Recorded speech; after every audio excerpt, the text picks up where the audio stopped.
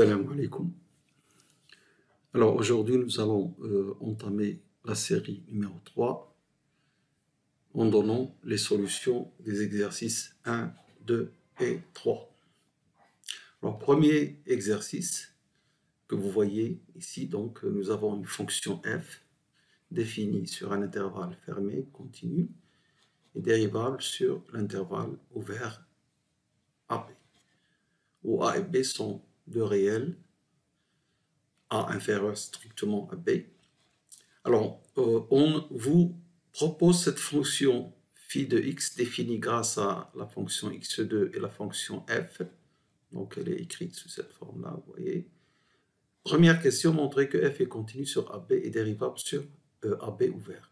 Alors, il est bien évident que cette fonction est définie grâce à x au carré qui est continu dérivable sur R, et grâce à f qui est continu sur AB fermé et dérivable sur AB ouvert. Donc, quand vous faites une combinaison, j'allais dire, linéaire de ces deux fonctions avec des constantes fp moins f de a et b2 moins a2, moins b2 moins a2, donc ça reste une fonction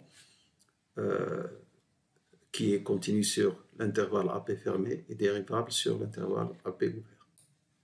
Voilà, donc c'est la rédaction. Comme f est continu sur AB et dérivable sur AB ouvert, il en est de même de phi, puisque c'est la somme de fonctions continues et dérivables, sous-entendu que x au carré qui entre dans les calculs est aussi une fonction qui vérifie les mêmes propriétés, la continuité sur AB fermé et la dérivabilité sur AB ouvert. Pour la deuxième question, calculer phi' de x. Rien à faire, il faut faire le calcul. Mais le calcul est simple. Ça, c'est une constante. x2 se dérive en 2x et b2 moins a2 est une constante. F de x se dérive en f' de x. Voilà donc le résultat clair et net. Troisième question, calculer phi de a et phi de b. Bon, vous allez calculer en remplaçant ici pour la première, c'est-à-dire phi de a, vous remplacez a au carré, et ici f de b. Et vous aurez une simplification, évidemment, parce que vous avez ici moins f de a, a2. Et là, vous avez moins a2, ce qui est a2, f de a, qui vont se simplifier. Et vous aurez donc comme résultat cette quantité-là. Et pour b, c'est la même chose, vous aurez toujours la même quantité. Donc, ils sont égaux.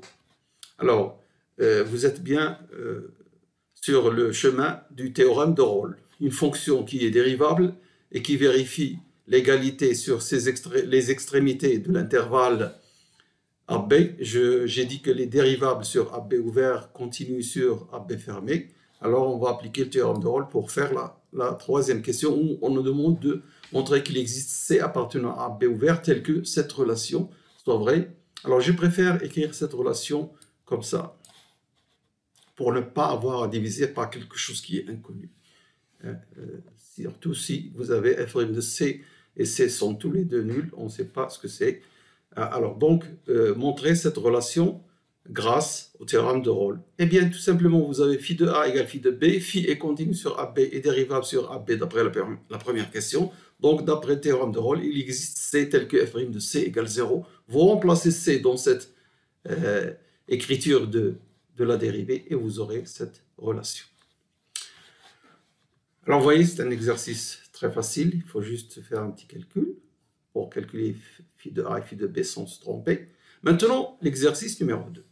Alors, dans cet exercice, on nous propose cette fonction log de x. Alors, faites bien attention, son domaine de définition, c'est 1 plus l'infini. Hein, parce que log de x est défini si log de x est défini et log de x supérieur à 0. Il est supérieur à 0 si x est supérieur à 1. Dans ce cas-là, supérieur à 1 strictement. Dans ce cas-là, log de x est défini et log de x est défini. Alors, montrez que cette fonction est concave. Alors, d'abord, nous allons faire un petit rappel sur convexité et concavité. Alors, une fonction définie sur un intervalle de R, non vide, I, grand I, on dira que f est convexe si elle vérifie cette propriété. F de lambda x1 plus 1 moins lambda x2 est inférieur à lambda f de x1 plus 1 moins lambda f de x2, quel que soit lambda appartenant à I, et quel que soit x1 et x2, deux éléments dans l'intervalle I pas S. Donc c'est l'intervalle I. Intervalle I. Très bien. Bon, alors, elle est strictement convexe si vous avez l'inégalité stricte pour toutes les valeurs citées, lambda, x1, x2. Bon. Alors, voyons ce que cela veut dire géométriquement. Alors, la convexité, quand vous avez une courbe, avec, vous avez deux points x1, x2 sur un intervalle, sur l'intervalle i, vous avez ici f de x1, et ici vous avez f de x2. Alors, si vous prenez du segment x1, x2, donc qui s'exprime par un lambda x1 plus 1 moins lambda x2, où lambda est compris entre 0 et 1, donc il est situé ici. Alors, son image est là.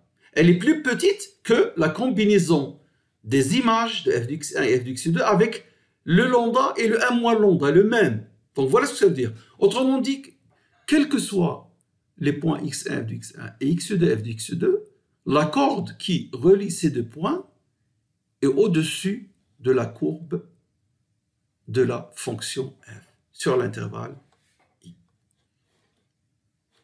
Bien. Alors, pour la concavité, c'est la même définition, simplement vous avez le contraire pour l'inégalité. Vous avez cette quantité est supérieure. Donc, là, géométriquement, c'est l'inverse. C'est la corde entre les f de x1, f de x1 et x2, f de x2 est toujours située en dessous de la courbe. Ah, c'est une fonction convexe. Si vous voulez, si on peut dire ça comme ça, pour la concavité, vous avez des montagnes et pour la convexité, des creux. Donc ça, c'est une montagne dans l'intervalle, donc c'est concave. Alors, pour voir quelques exemples, quelques exemples, pas voir, je n'ai pas filé les dessins, mais je vais vous montrer un petit dessin pour x2 et log de x. Alors, vous avez la fonction x2 est convexe sur R. La fonction log de x est concave sur 0 plus l'infini, ouvert. Exponentielle convexe, signe de x. Alors, sur l'intervalle moins pi, elle change de concavité. Alors, sur moins pi 0, elle est convexe, et sur 0pi, elle est convexe. Alors, vous allez comprendre ça en reliant la notion de concavité et de convexité, qui est d'ailleurs dans la définition, elle a été donnée sans relation avec ni la continuité ni la dérivabilité. Alors, si on a la dérivabilité ou la dérivée seconde, alors on a des propriétés intéressantes. Et c'est d'ailleurs dans la pratique, c'est ça ce que vous faites pour voir si une fonction est convexe ou concave, ou ni l'un ni l'autre. Alors, par exemple, si la fonction est dérivable, comment reconnaître la convexité? On la reconnaît si la f' est une fonction croissante. Et la fonction est concave si, à l'inverse, f' est décroissante sur i. Alors, si la dérivée seconde existe, la croissance de f' s'exprime par f seconde positif, donc sur l'intervalle, et la concavité, et qui veut dire f' décroissante, s'exprime par équivalente à f seconde inférieure à 0 sur l'intervalle i. Bon, si vous voulez la stricte, vous mettez f' supérieur à 0, strictement, ici, strictement. Alors, nous avons donné tout à l'heure la fonction sinus qui, dans l'intervalle, alors l'intervalle moins pi, elle change de convexe vers concave.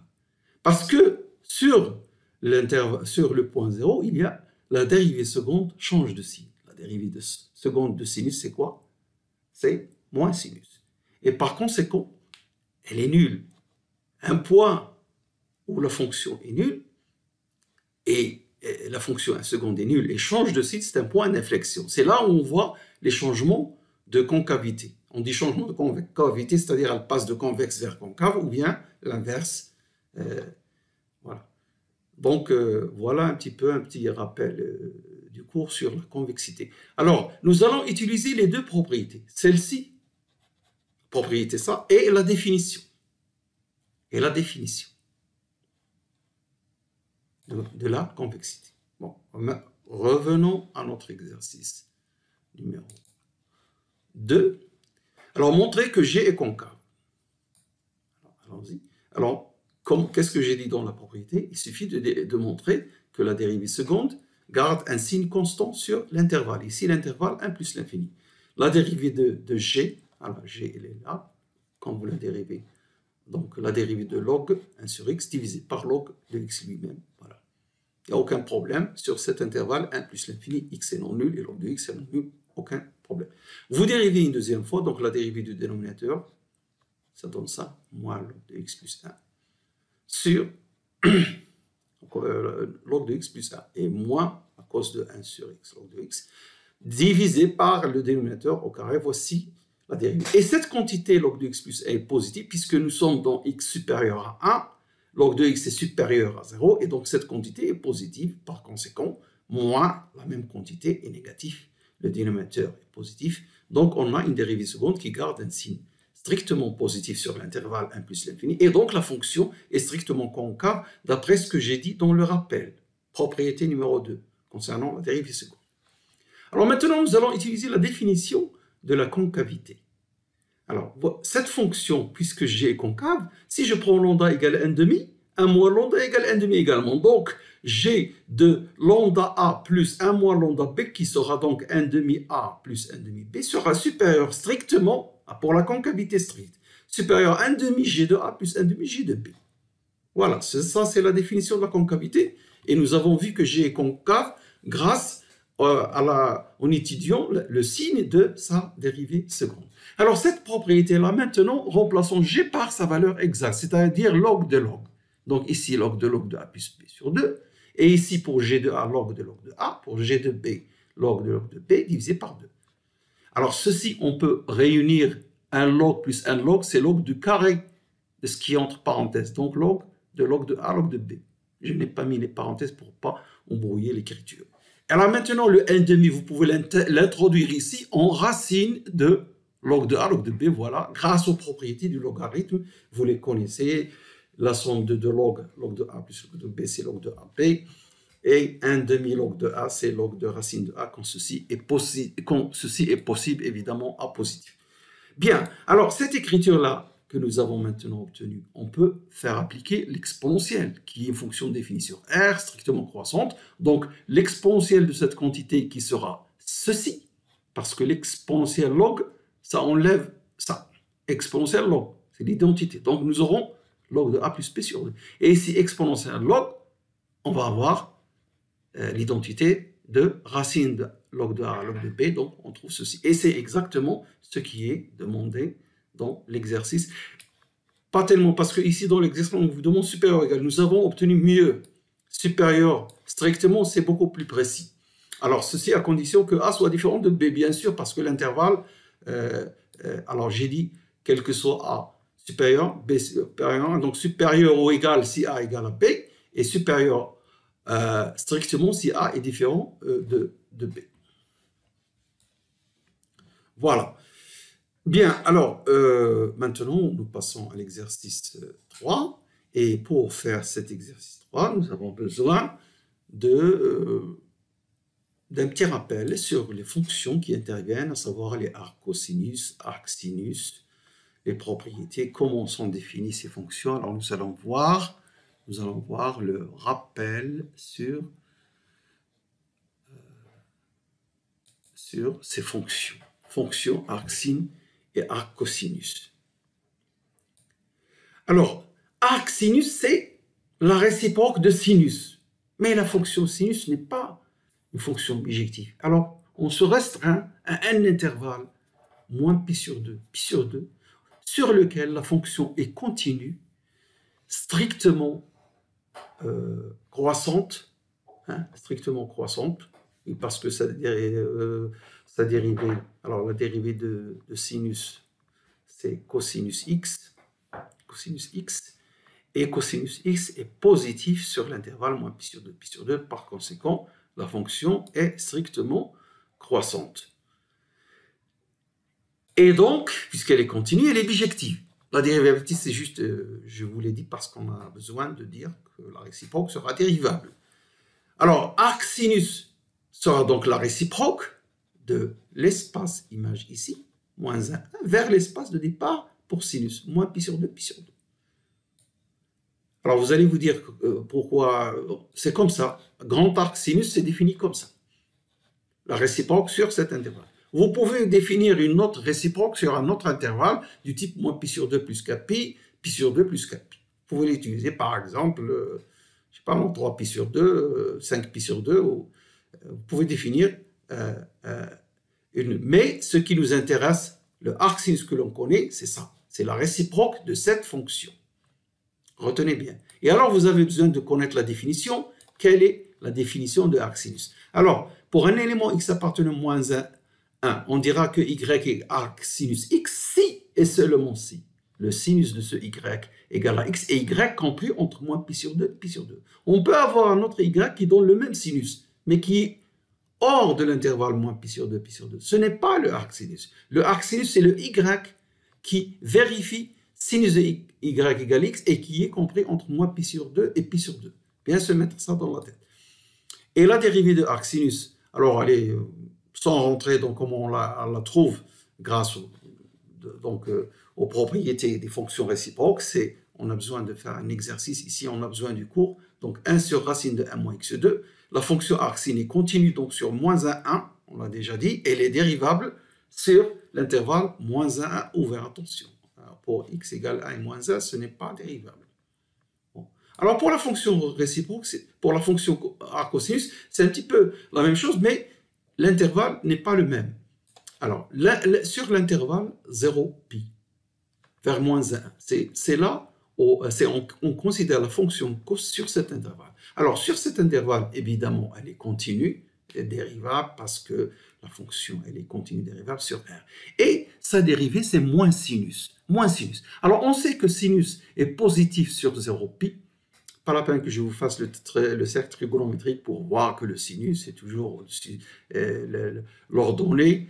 Et sur 0pi, le sinus est positif. Donc la dérivée moins sinus, elle est négative, si bien que cette fonction, elle est décroissante, et même strictement décroissante, et continue sur cet intervalle. Elle réalise une bijection, et donc elle admet une réciproque. Cette réciproque, c'est ça ce qu'on appelle arc cosinus.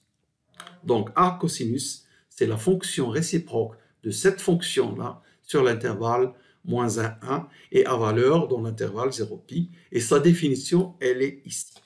On dira que y était l'arc cosinus d'un élément x dans moins 1, 1, si et seulement si le cosinus de ce y égale x et y compris entre 0pi. S'il n'est pas compris entre 0pi, même s'il réalise cosinus de y égale x, vous savez que la fonction est périodique. Il y a plusieurs éléments qui réalisent cosinus de y égale x pour un x dans moins 1, 1. Mais celui qui nous intéresse, le arc cosinus, c'est celui qui est compris entre 0 et pi. Alors pour la dérivée, c'est un petit peu la même chose, mais avec un signe moins 1 sur racine de 1 moins x2. Ah, donc si vous connaissez la dérivée de arc sinus, il suffit de mettre le signe moins pour avoir celle de arc cosinus. Et la fonction est continue sur moins 1 également, et dérivable sur moins 1 ouvert également. Voilà donc pour cette fonction arc cosinus, pour les fonctions arc cosinus et arc sinus. Alors on nous demande de montrer cette double égalité. Donc ceci est égal à ça, d'abord, et ça égal à ça en deuxième lieu. Allons-y. Donc nous allons démontrer sinus. Alors, nous allons démontrer sinus arc cos égale racine de 1 moins x. Alors pour cela, je prends ce arc cosinus x et je l'appelle alpha. Donc c'est l'angle alpha compris entre 0 et pi, dont le cosinus égale à x. Voilà, donc x égale cosinus alpha. Et alpha appartient à 0pi. Sur 0pi, comme j'ai dit tout à l'heure, le sinus est toujours positif. Donc sinus de alpha est positif. Maintenant, je cherche cette quantité. Donc sinus de arc cosinus, puisque j'ai posé alpha égale arc cosinus x, donc c'est sinus de alpha. Mais, alors avant de faire cette racine, j'avais sinus de alpha au carré égale 1 moins cosinus alpha, alpha au carré. Et j'ai mis la racine, et là j'ai trouvé valeur absolue de sinus alpha. Mais puisque sinus alpha est positif, j'ai enlevé cette valeur absolue, donc j'ai écrit ça. Alors maintenant, j'ai une plus qu'à remplacer cosinus par x, que j'ai tiré de ça, et j'aurai donc racine de 1 moins x au carré. Voilà, c'est tout simple, il faut juste s'y prendre correctement. Alors, de la même manière, maintenant, je ne vais pas utiliser alpha, je vais utiliser une autre notation. Donc, je vais poser, puisque maintenant, qu'est-ce que je veux démontrer? Alors, je vais démontrer cette relation. D'accord? Donc, je pose bêta égale arc sinus x. Je le pose comme ça. J'ai le droit de poser, de l'appeler bêta. Alors, ce bêta, c'est quoi? C'est l'angle dont le sinus est égal à x. Et qui est compris entre moins pi sur 2 et pi sur 2, d'après ce que j'ai rappelé tout à l'heure. Bon. Donc, x égale sinus bêta. Mais puisque bêta appartient à moins pi sur 2, pi sur 2, là, le cosinus est positif. Donc, cosinus bêta est positif. On va s'en servir. Alors, maintenant, cosinus de arc sinus x, c'est cosinus de bêta, parce que j'ai posé bêta égale arc sinus x. Alors, avant de mettre la racine, j'ai cosinus au carré égale 1 moins sinus au carré de bêta, qui est une relation toujours vraie. Je fais la racine, là, je vais avoir valeur absolue de bêta, parce que la racine de cosinus carré de bêta, c'est valeur absolue. Mais comme le cosinus est positif, j'ai enlevé cette racine et je n'ai que cosinus bêta. Alors maintenant, je remplace sinus bêta par sa valeur ici, donc racine de 1 moins x. Voilà, l'exercice est terminé. Non, la première question de l'exercice. Alors, la deuxième question, c'est une résolution d'une équation. Vous voyez ici, hein? Résoudre l'équation arc sinus x égale sinus de 3/4 moins arc sinus de 2/5.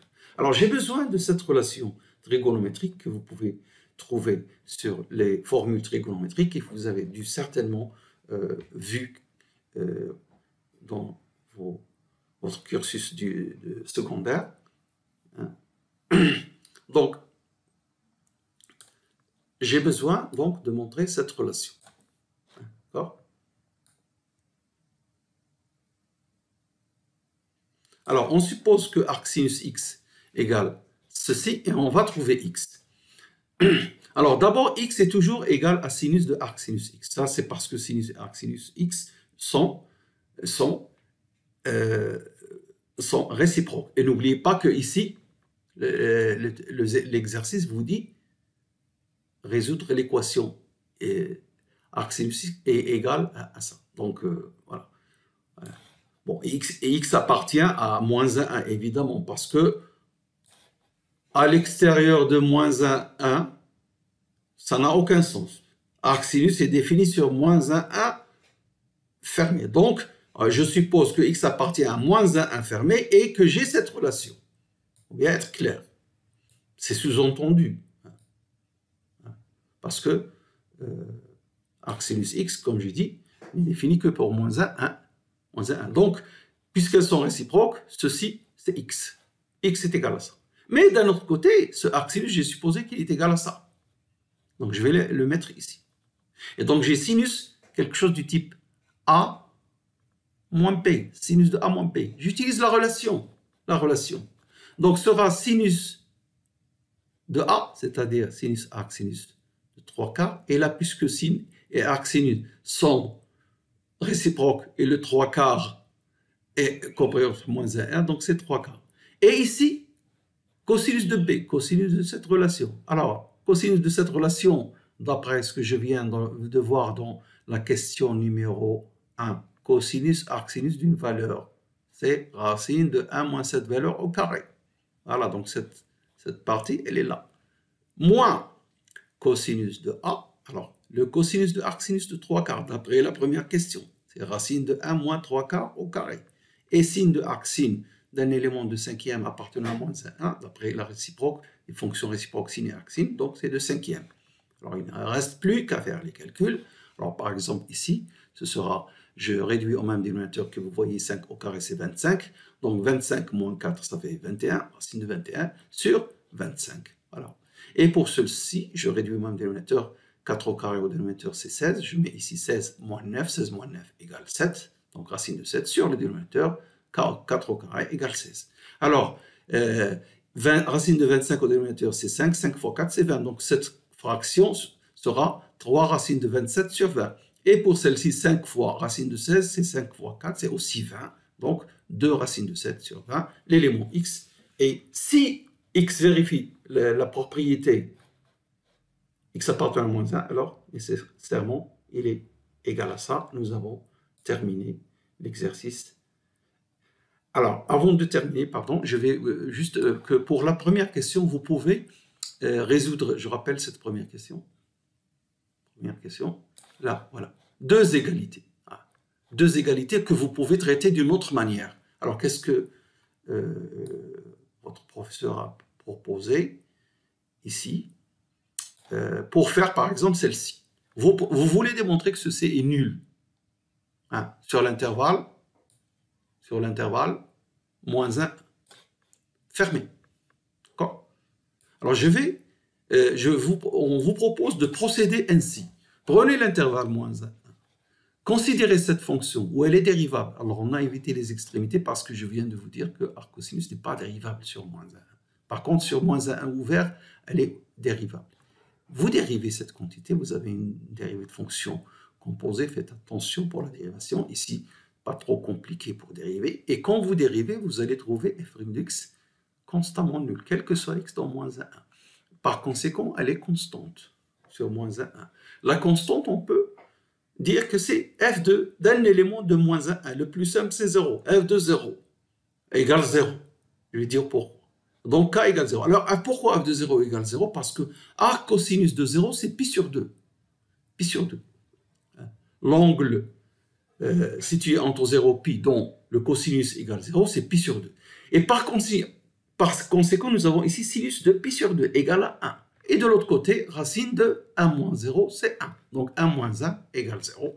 f de 0 égale 0. Et donc f de x égale 0. Alors, nous avons montré que f de x est constante nulle sur moins 1, 1 ouvert. Comment je passe à moins 1 fermé? Parce que la fonction f est continue sur moins 1. Composée de fonctions continues.